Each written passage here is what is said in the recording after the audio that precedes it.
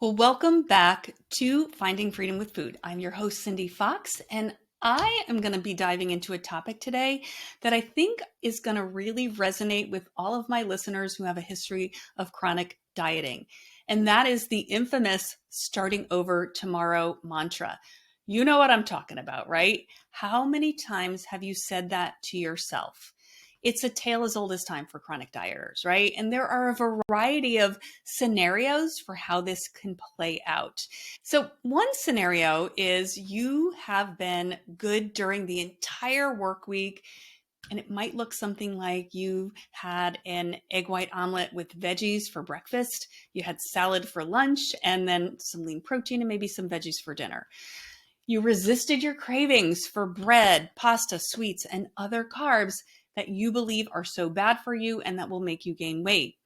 Then the weekend happens and your cravings are on overdrive, right? You think, well, you know what? I've been good all week. I deserve a treat. So you give in and you eat that pizza or pasta or french fries or ice cream or cookies or any of the foods that you have been restricting. And all the while you're eating it, you're thinking, oh my God, this tastes so good, but it's so fattening. I can't believe that I'm eating this. I shouldn't be eating this. But once you've started, you think, you know what? I blew it now. Well, what the hell? I might as well just keep on going while I can because I know that I'm going to have to get back on track with my diet and I'm going to have to start over on Monday. Now, once the weekend's in the rearview mirror, what happens? Well, you wake up with overwhelming feelings of guilt and shame because you totally ruined your diet. You overindulged in all the bad foods that you work so hard to resist all week. You feel a little bloated. You're really mad at yourself for overindulging, and you berate yourself for losing control again. So you start the week with the vow that you are starting over, and this cycle continues. So here's another scenario. So maybe you're stuck in the daily battle that starts with having coffee for breakfast because you know that it quiets your hunger pains. And then your first dabble with a bit of food maybe is around noon. You're feeling pretty good about yourself for being good and restricting temptation. As the afternoon progresses, your energy level starts to dip, right? Thoughts of food are running around in your brain, but instead of eating, you drink some water, maybe you chew a piece of gum. Come dinner time, your cravings are raging. You're snacking on the chips or the cheese, the olives, the crackers, or whatever you can get your hands on while you're either preparing dinner or you're waiting for your food order to be delivered.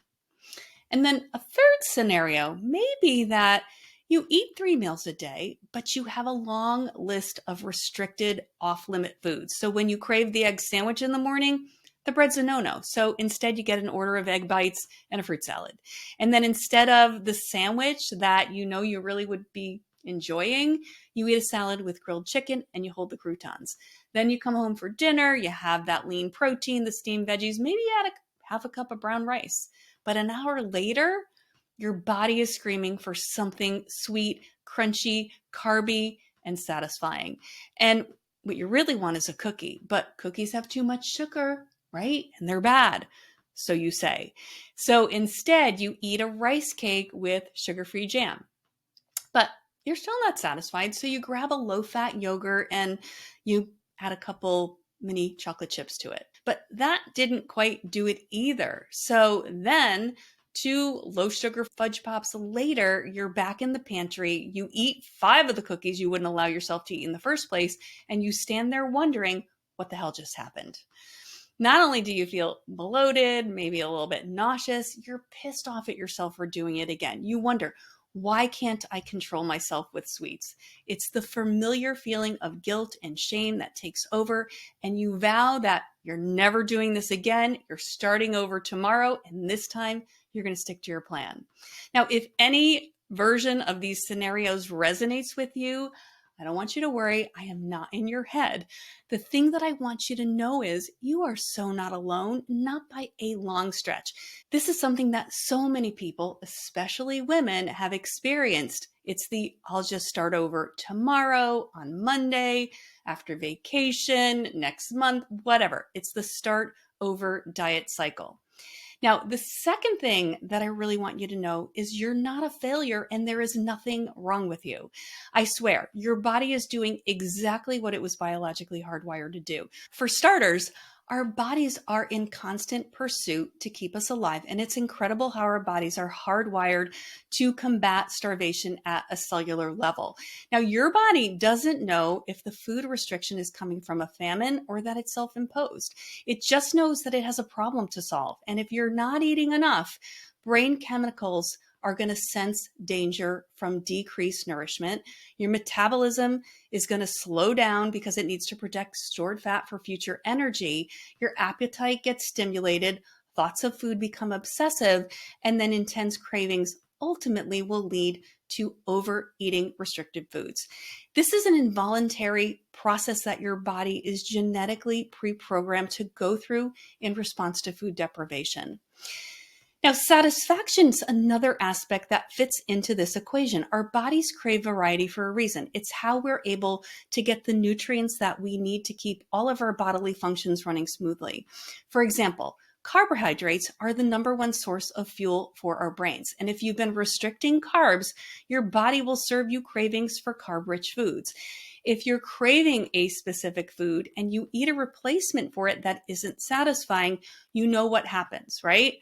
You crave something different. If you don't eat enough to satisfy the level of hunger that you're at, you'll continue to have thoughts about food and you'll likely be on the prowl for something that will satisfy your cravings and your hunger. Now, as you can see, it's dieting restriction that is the real setup for failure. The backlash eating created by the deprivation from restrictive dieting is your body trying to protect you and keep you nourished. However, without this understanding, dieters take this as false evidence that they can't control themselves around restricted foods. And this is why the cycle happens over and over and over again. I personally have experienced this cycle too many times in my life to count. And sometimes I would double down after a period of non-restraint with my eating, and I'd put myself through the torture of a juice cleanse or a fasting protocol, which honestly only exacerbated the pattern. It was terribly unkind to my body, and it was completely unnecessary. So, how can you put an end to this relentless starting over cycle? Well, what if starting over looked different the next time? What if it started with a moment of self-compassion? You're coming off a weekend of overindulgence or a morning after a mindless eating fest and pantry raid. What if you decided that this time you replace the guilt and shame with compassion? I mean, let's face it, you didn't murder anyone, you didn't steal the food that you consumed, right? So take a deep breath and be willing to be open to consider the possibility that your current behaviors are not serving you, that you're not coming from a place of self-care with your behaviors, and that your diet-centered behaviors and food rules are creating more harm than good. Hating, berating, and shaming yourself toward positive change, that shit does not work. The key to making positive changes is to begin shifting away from guilt and shame and toward self-compassion. And research has shown that self-compassion can help promote change and is particularly an important tool in helping people improve their relationship with food. So I encourage you to make a commitment to stop criticizing or bullying yourself after overeating or after a binge eating episode. It's going to make it a whole lot easier to be objective in evaluating your behaviors, as well as identifying those vulnerabilities, those maybe thought errors, and changing unproductive behaviors. Now, the second thing is really important, and this is don't skip breakfast or avoid eating enough throughout the day. This is the behavior that got you into this predicament in the first place, and it's likely to be a setup for overeating later in the day. Now, I know this may take a bit of mind shifting to wrap your arms around, but the best thing to do after an evening or a weekend of overindulging is to start your day with eating a balanced meal and make it a point to eat consistently throughout the day to keep your body fueled. And I also recommend try and include a combination of protein, carbs, fat, and some fiber into your meals and your snacks. Your body needs to relearn that it can trust that you're not going to keep putting it through mini starvation episodes. Once your body actually starts to experience regular and sufficient nutrition, it can relax and it can normalize the signals that it sends you. This is the biology part.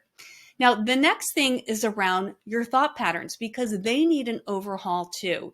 The next time you come off a period of overindulgence, it can be vastly different if you decide to take a step back and get curious about your thoughts about food, how these are actually impacting your eating patterns, and what type of relationship with food that your thoughts are creating for you.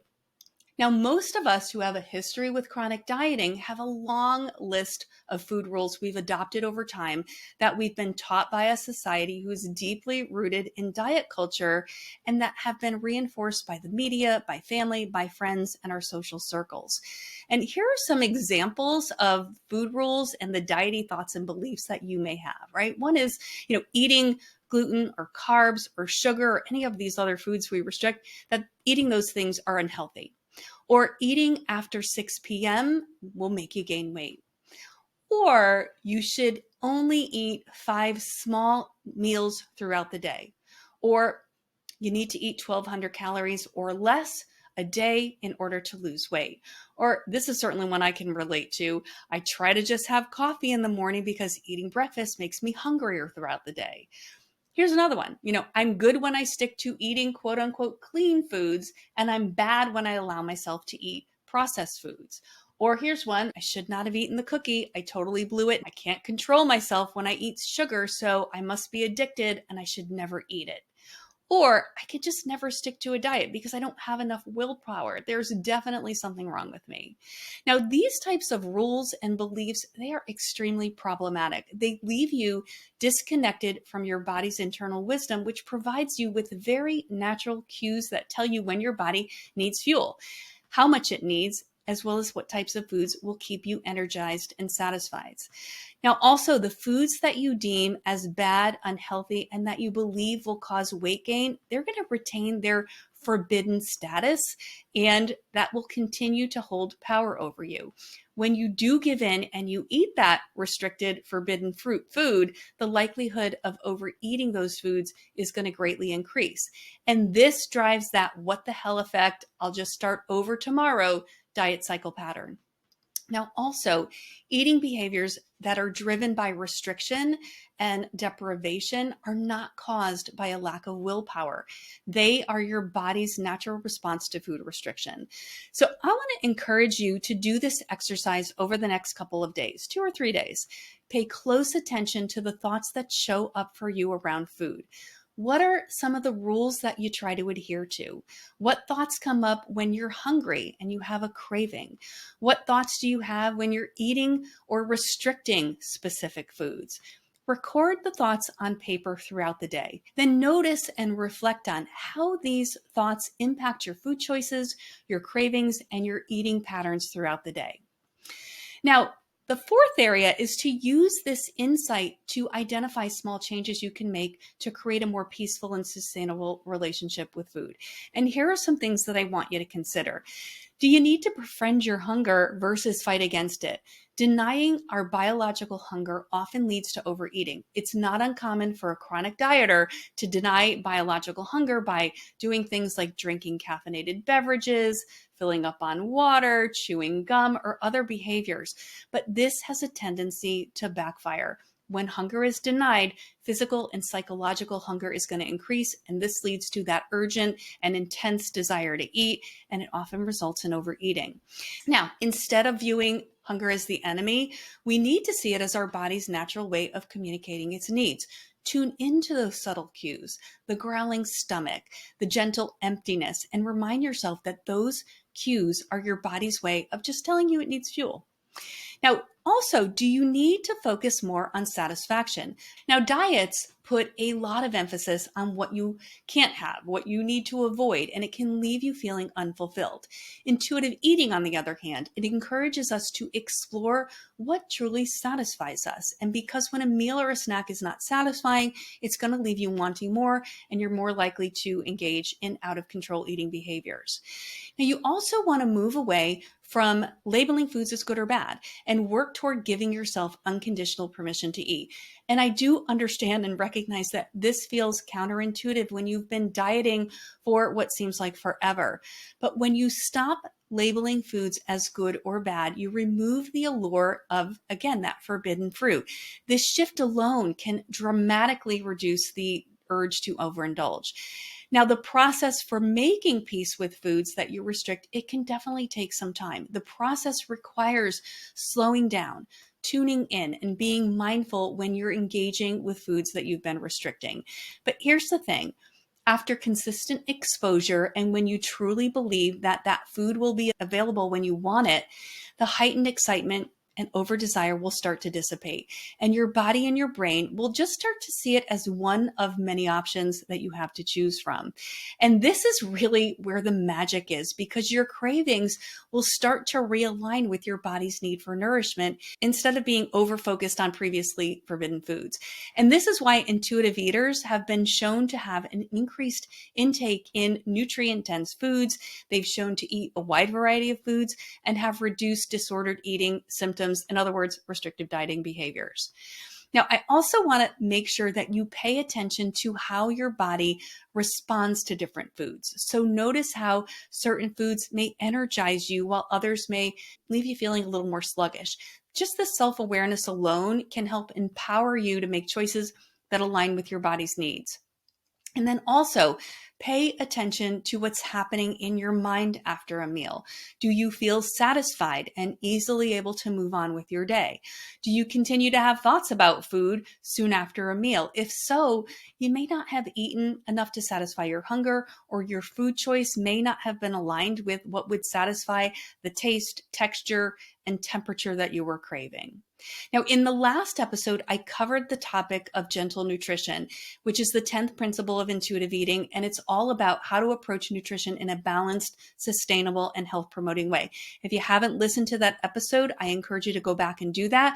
In it, I cover a variety of ways that you can incorporate gentle nutrition into meals and snacks in a way that really honors your hunger, fullness, and satisfaction, and will keep you fueled and satisfied. I hope that you will apply some of these tips and strategies to help you move further and further away from dieting, to stay connected with your body's wisdom, to help you prevent the starting over tomorrow cycle. And if you feel you would benefit from professional support to help you break this cycle and rebuild a health-promoting, peaceful relationship with food, visit my website at findingfreedomwithfood.com for free resources and some details on my one-on-one coaching program. You can also visit theintuitiveeatingacademy.com. Be sure to include the for information on my comprehensive online course that will take you step by step through the process of making peace with food, rebuilding trust with your body's cues, and so much more to become the intuitive eater that you were born to be. Now, I have one final thought that I want to leave you with. As you do this work, be sure to pay attention to the positive changes that you're making along the way, even the small changes. Our brains like to focus on the negatives, and that makes it easy to overlook our progress. Sometimes the small shifts, they're just subtle, but still meaningful and powerful. So I want to encourage you to take time to reflect on your wins every single week. Okay, that is what I have for you today. I hope that you have an awesome week, and I will see you next time.